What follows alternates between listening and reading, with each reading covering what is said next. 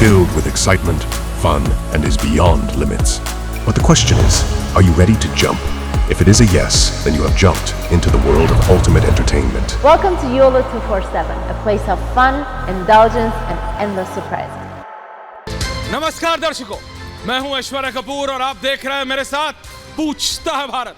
शुरुआत ऐश्वर्या के एजेंडा से, और ऐश्वर्या के एजेंडा में दर्शकों आज बात बाबा की, आज बात यूपी के मुख्यमंत्री योगी आदित्यनाथ की, क्योंकि जरूरी है, महत्वपूर्ण है।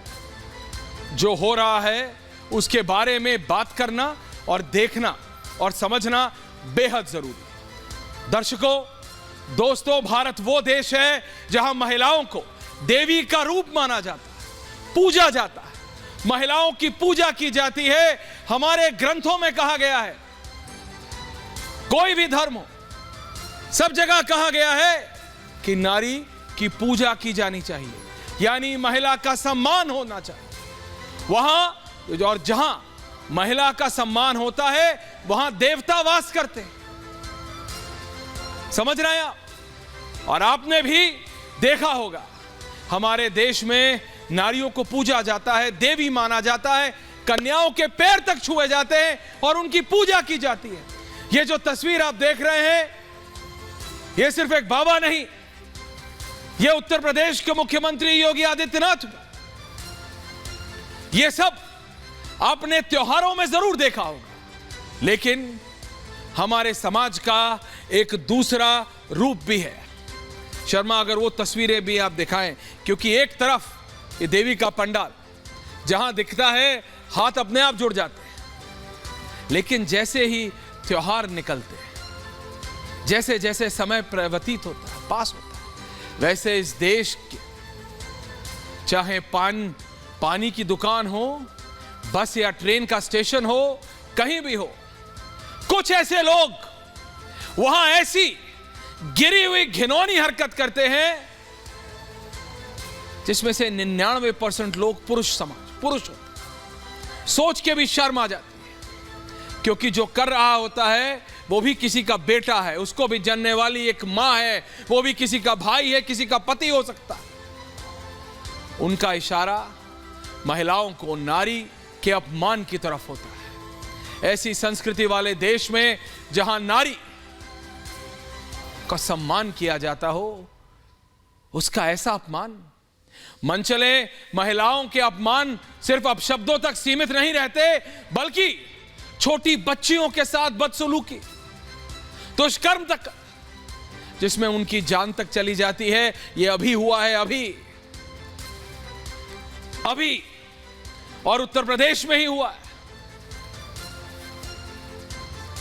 एक लड़की स्कूल से पढ़कर साइकिल चलाकर घर जा रही है, पीछे से 3 लड़के आते हैं, उसकी चुन्नी खींचते हैं। वो चुन्नी गिरती है, वो लड़की खींचने के चक्कर में साइकिल से गिरती है, पीछे से एक मोटरसाइकिल वाला आ रहा होता है, मोटरसाइकिल उसके सर के ऊपर से निकल जाती है और वो वहीं मर जाती है। लेकिन उसके बाद उत्तर प्रदेश के मुख्यमंत्री ने कहा, अगर लड़कियों को छेड़ा, हिम्मत भी की, तो अगले चौराहे पे कोई और नहीं, यमराज उन मंचलों का इंतजार कर रहा होगा। और यह दृश्य आपके सामने, एक्सप्लेन करने की जरूरत है? समझाऊं आपको? नहीं, समझ आ गया। ये कौन है, इन्होंने क्या किया, क्या घिनौना काम किया, सब समझ आ गया। हालांकि पूरा देश महिला सशक्तिकरण की बात कर रहा है। प्रधानमंत्री ने अभी 33% महिला आरक्षण का बिल पास किया है ना। लेकिन इस तरह की हरकतें सिर्फ एक प्रदेश में नहीं, आप देखेंगे मध्य प्रदेश से भी आती है, महाराष्ट्र से भी, पंजाब से भी। ये सिर्फ एक प्रदेश की बात नहीं है। लेकिन हां, एक प्रदेश के मुख्यमंत्री ने यह साफ कर दिया है कि अगर किसी की बहू बेटी को छेड़ने का सोचा तो छोड़ो, करना तो छोड़ो, अगर सोचा भी ना तो यह ध्यान रख लेना, जहां हरकत करी उसके अगले चौराहे पे यमराज है। क्लियर लाइन है। No if no but, clean clean. महिलाओं के विकास की बात कर रहा है देश, 33% आरक्षण देने की बात कर रहा है, लेकिन जब इस तरह की हरकतें सामने आती हैं तो दिमाग खराब हो जाता है, क्योंकि उनको जब तक सुरक्षित वातावरण नहीं मिलेगा वो आगे कैसे बढ़ेंगे। और इस कदम को आगे बढ़ाते हुए योगी आदित्यनाथ ने कड़ी कार्रवाई से कदम किया। जैसे मैंने आपको बताया, उत्तर प्रदेश के सीएम ने कहा बहन बेटी से छेड़खानी की तो अगले चौराहे पे यमराज से मुलाकात होगी। He didn't mince his words। और उन्होंने इधर उधर की बात नहीं की।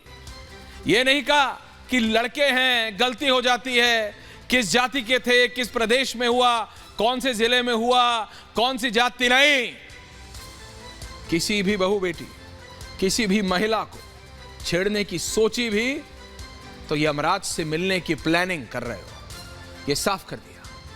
यूपी में मंचलों पर लगातार कार्रवाई हो रही, होनी चाहिए। इन दरिंदों को, इन हैवानों को समझ नहीं आता, इनका छेड़ना हो गया, लड़की की जान चली जाती है।